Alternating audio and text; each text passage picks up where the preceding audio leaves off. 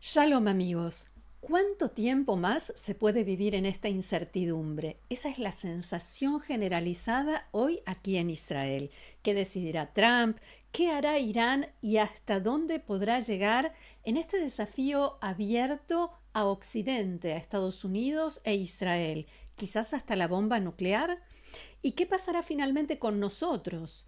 Porque Teherán rechazó la propuesta estadounidense de paz y sigue jugando su complejo ajedrez diplomático. Y en Israel crece cada vez más la incertidumbre, la sensación de que nadie sabe realmente qué viene ahora. El primer ministro Netanyahu asegura que la guerra todavía no terminó y que sacaremos de Irán el uranio enriquecido de una forma u otra. Mientras tanto, el frente norte sigue lejos de calmarse e Israel continúa pagando el precio más alto, más soldados caídos y heridos por los drones explosivos de Hezbollah. Además, estalló un enorme escándalo en Irak. ¿Y qué tiene que ver con nosotros? Eso sucedió después de que se multiplicaron los informes sobre una presunta base militar secreta israelí en territorio de Irak. Ahora todos buscan al responsable de haberlo permitido. De todo esto y más vamos a hablar hoy, lunes 11 de mayo, 24 del mes de Iyar en el calendario hebreo. Shavua Tov, una excelente semana para todos. Bienvenidos a Israel a Diario. Israel a Diario cuenta con el auspicio de Fabián Levy, el agente de viajes de la comunidad latinoamericana en Israel. Les dejo sus datos de contacto, pueden comunicarse con él desde cualquier lugar del mundo. En las últimas horas, la tensión entre Washington y Teherán ha llegado a un punto crítico. Finalmente, y más tarde de lo previsto, Irán entregó su respuesta a la propuesta estadounidense para poner fin a la guerra, pero lo que puso sobre la mesa no fue un punto de encuentro, sino un choque frontal de posturas. Trump calificó la respuesta de los llamados representantes de Irán, como escribió en este mensaje que estamos viendo, de totalmente inaceptable. Más temprano había escrito también en su red Social Truth que durante 47 años Irán estuvo jugando con nosotros, matando gente, entre ellos decenas de miles de ciudadanos iraníes, manifestantes indefensos y desarmados, y advirtió que la República Islámica no se reirá más. Desde Teherán, la respuesta osciló entre el desdén y la hostilidad. Una fuente declaró a la agencia de noticias Tasnim, afiliada al régimen iraní, que la reacción del presidente Trump a la contrapropuesta iraní no tiene ninguna importancia.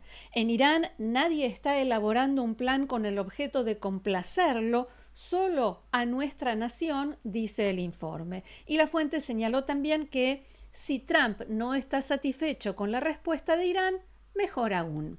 En cuanto al contenido de la respuesta iraní en sí, las filtraciones de las últimas horas en los medios muestran las enormes brechas que todavía separan a las dos partes.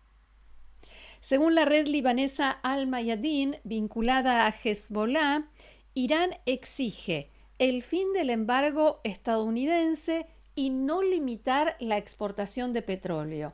Cese al fuego en el Líbano, y esto Irán lo considera una línea roja, fin inmediato de la guerra con Irán desde el momento en que se anuncie el acuerdo, levantamiento de sanciones y liberación de fondos congelados, y que Irán gestionará el estrecho de Hormuz. Según The Wall Street Journal, Irán quiere que el tema nuclear se discuta en los 30 días siguientes. Como vemos, el régimen iraní no acepta desmantelar sus instalaciones nucleares ni dejar de enriquecer uranio durante los próximos 20 años, como sí exigió Estados Unidos. En cuanto al uranio ya enriquecido, Teherán aceptó diluir una parte y transferir el resto a un tercer país, no a Estados Unidos como decía Trump. Pero al mismo tiempo, atención a esto, Irán exige el compromiso de que le devolverán el uranio enriquecido si las negociaciones fracasan o si Estados Unidos se retira del acuerdo posteriormente. Para los iraníes, la oferta de Trump no es más que una exigencia de rendición. Según algunos informes, las partes buscan ahora una alternativa que yo la llamaría para el mientras tanto. El New York Times dice que se intenta llegar a un acuerdo a corto plazo, una tregua de 30 días para levantar el bloqueo en el estrecho de Hormuz y permitir esa negociación que recién mencionábamos. En este contexto, según informó esta mañana Kan, Radio Nacional de Israel en hebreo, el primer ministro Netanyahu dialogó anoche con Donald Trump y volvió a empujar, dice el informe textualmente, no dice presionar, dice empujar, para que se reanuden los ataques contra la República Islámica. También lo dijo en una entrevista con el programa 60 Minutos de la cadena CBS. El primer ministro Netanyahu aseguró que la guerra en Irán ha logrado mucho, pero no ha finalizado, e hizo referencia al uranio enriquecido y a que las instalaciones de enriquecimiento de uranio deben ser desmanteladas. Y en este punto, varios medios israelíes destacan hoy que aquí hay algo que desconocíamos. Todavía le quedan a Irán instalaciones para enriquecer uranio. En la entrevista, Netanyahu dijo también que el uranio enriquecido se va a sacar de Irán de una forma u otra, como mencionábamos, ya sea mediante un acuerdo o una operación militar. Y esto es algo que también Donald Trump dijo varias veces en los últimos días, entre las muchísimas entrevistas que da todo el tiempo. Como sea, el uranio no se quedará allí. Además, en ninguno de los muchísimos informes que circulan sobre este tema se menciona qué respondieron los iraníes sobre los misiles balísticos y los grupos terroristas que financia la República Islámica, porque tampoco nos dicen si se habló siquiera de eso. Y que son temas, como sabemos, fundamentales para Israel. Por el momento, Trump no amenaza con abrir las puertas del infierno, hacer desaparecer una civilización o cualquiera de sus versiones de volver a la guerra. Y mientras Israel presiona para volver a la acción militar, los países vecinos de Irán en el Golfo presionan en la dirección contraria y quieren, por sobre todas las cosas, preservar la precaria estabilidad que tienen ahora y sobre todo quedarse así, sin ataques ni misiles lanzados por Irán hacia sus territorios. Por otra parte, uno de los puntos centrales de esta disputa es la guerra en el frente norte. Irán exige, como adelantamos, un cese inmediato de las operaciones israelíes contra Hezbollah, mientras Israel insiste en que no puede detenerse mientras la amenaza siga allí. Y esto nos lleva directamente a la información que se permitió publicar esta mañana y lamentablemente ustedes ya saben lo que significa cuando en Israel se usa esa expresión. El reservista Alexander Globaniov, de 47 años, de la ciudad de Petah Tikva, resultó muerto ayer en un ataque con drones explosivos lanzados por Hezbollah que impactaron dentro de territorio israelí cerca de la frontera con el Líbano.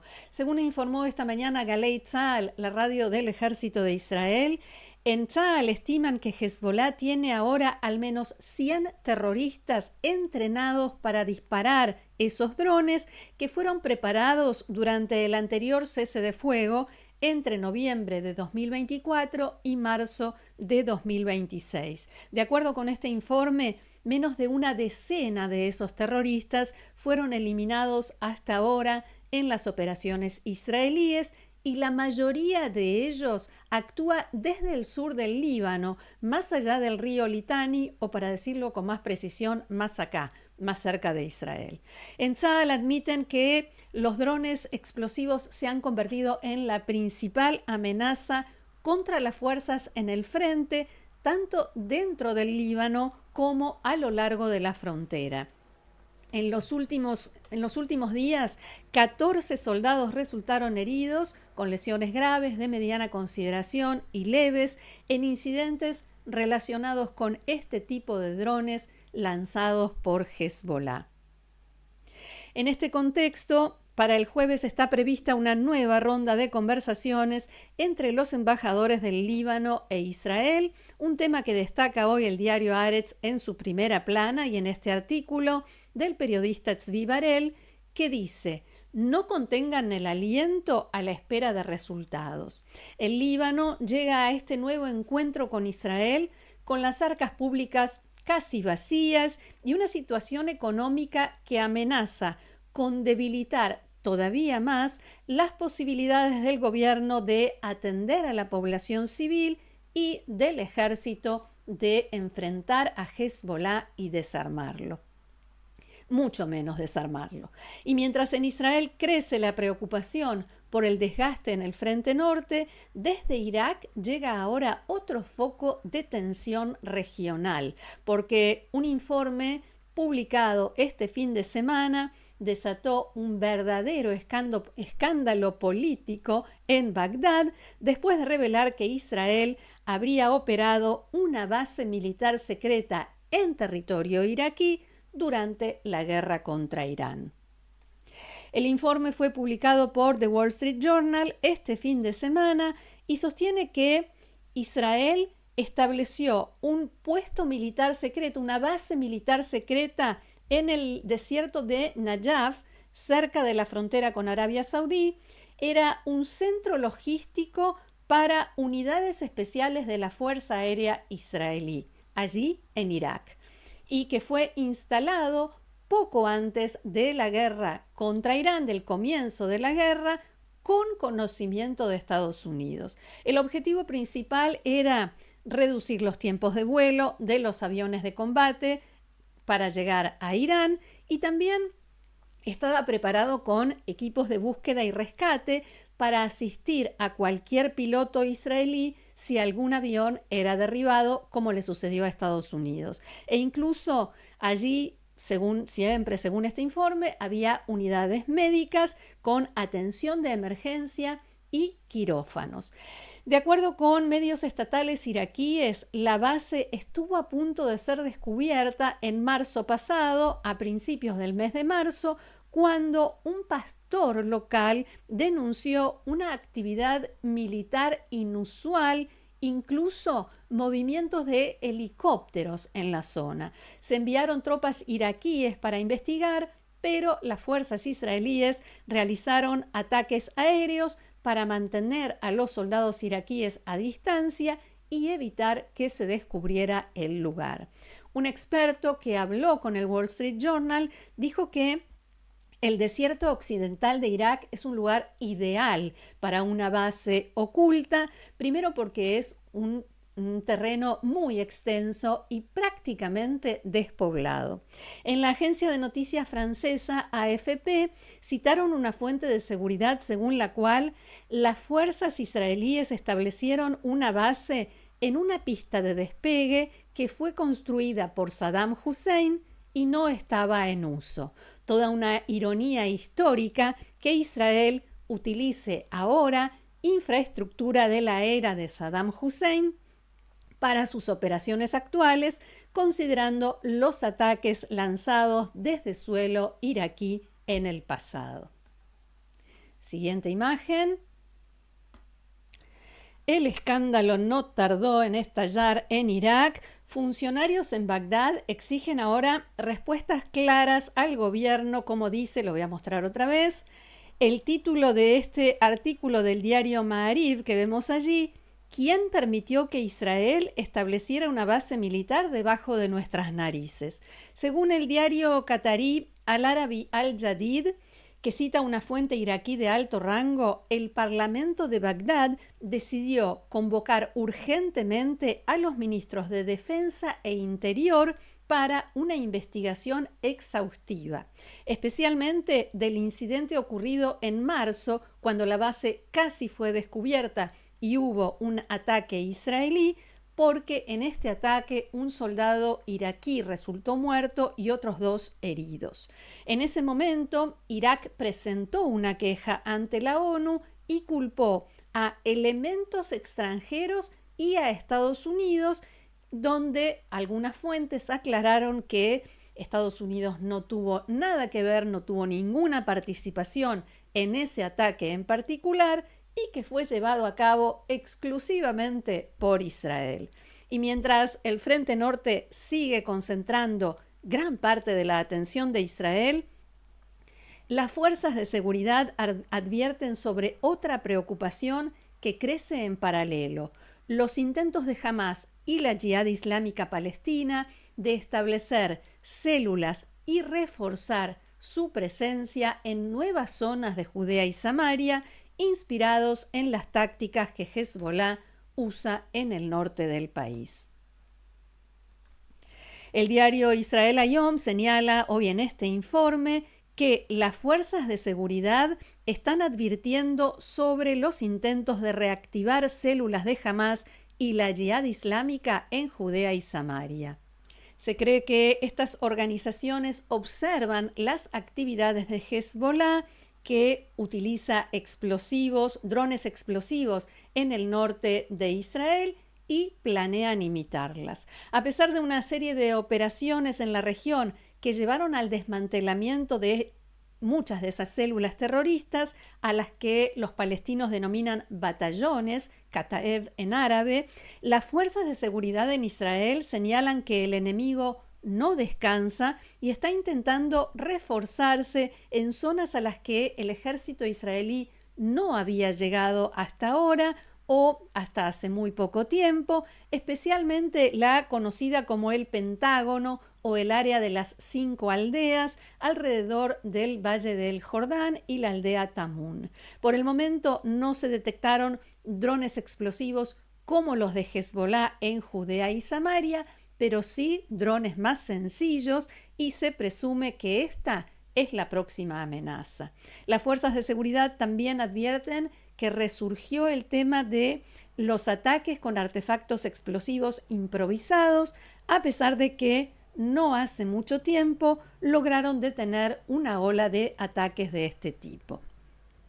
Y antes de despedirnos, esta tarde comienza el periodo legislativo de verano en la Knesset, el Parlamento de Israel, y la primera ley que llegará al Pleno para su votación será la vinculada al juicio y castigo a los terroristas que participaron en la masacre liderada por Hamás el 7 de octubre de 2023. Un debate que ya genera una enorme repercusión política y pública aquí en Israel y que seguramente ocupará mañana las primeras planas de los diarios. Hasta aquí nuestro encuentro de hoy. Muchísimas gracias por haberlo compartido con nosotros una vez más. Los invito, como siempre, a seguirnos en el canal, a compartirlo, difundirlo, a recomendarlo si les parece, a suscribirse y a formar parte del grupo de Amigos de Israel a Diario, haciendo clic debajo de este video donde dice unirse. Gracias nuevamente, que tengamos buenas noticias. Shalom.